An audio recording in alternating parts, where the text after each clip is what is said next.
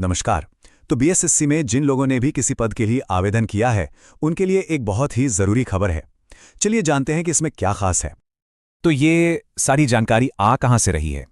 ये सीधे बिहार कर्मचारी चयन आयोग यानी बीएसएससी के एक ऑफिशियल नोटिस से आई, जो 21 नवंबर 2000 ये उठता है कि क्या विज्ञापन संख्या 06/25 खास तौर पर कार्यालय परिचारी पद के लिए आवेदन करते समय फॉर्म में कोई गलती हो गई थी? अगर हां, तो ये जानकारी सीधे काम की है। आखिर आयोग को ये अपडेट लाने की जरूरत पड़ी ही क्यों? देखिए, वजह बिल्कुल साफ है। ये खुद आवेदकों की ही मांग थी। बहुत सारे उम्मीदवारों ने बीएसएससी से अनुरोध किया था कि उन्हें अपने एप्लीकेशन फॉर्म को सुधारने का एक मौका दिया जाना चाहिए। पर पता है, ये मांग एक खास गलती को लेकर थी।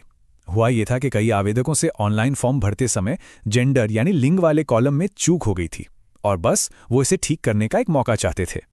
तो एक बहुत ही अच्छी खबर है। बीएसएससी ने इन सारे अनुरोधों को न सिर्फ सुना है, बल्कि इसका एक बढ़िया समाधान भी निकाल लिया है।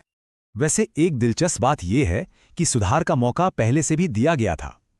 31 अक्टूबर 2023 के एक नोटिस के हिसाब से आवेदक अपने फॉर्म में 12 अलग-अलग फील्ड्स को पहले से ही एडिट कर सकते थे।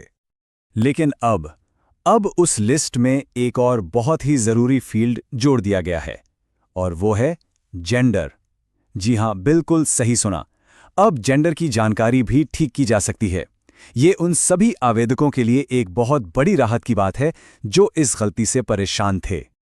तो चलिए अब डिटेल में देखते हैं कि आखिर कौन कौन से फील्ड्स हैं जिन्हें अब एडिट किया जा सकता है। एक पूरी लिस्ट पर नजर डालते हैं। तो अब बात बिल्कुल साफ है। जो 12 फील्ड्स पहले से थे वो तो हैं ही, साथ ही अब जेंडर वाला फील्ड भी एडिट हो सकता है। इस पूरे अपडेट का सबसे बड़ा पॉइंट यही है। ठीक है, तो अब ये सारी जानकारी मिल गई है। अब अगला कदम क्या होना चाहिए, चलिए ये समझते हैं। सबसे जरूरी बात, किसी भी तरह की गलत खबर या कंफ्यूजन से बचने के लिए सिर्फ और सिर्फ बीएसएससी की ऑफिशियल वेबसाइट पर ही भरोसा करना है। सारे सही अपडेट्स वहीं मिलेंगे।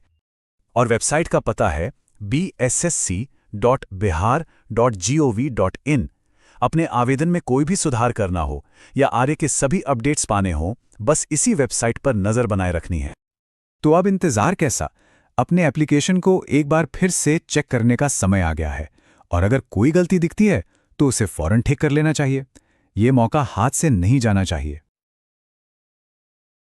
Please like and subscribe my channel for more videos. Thank you.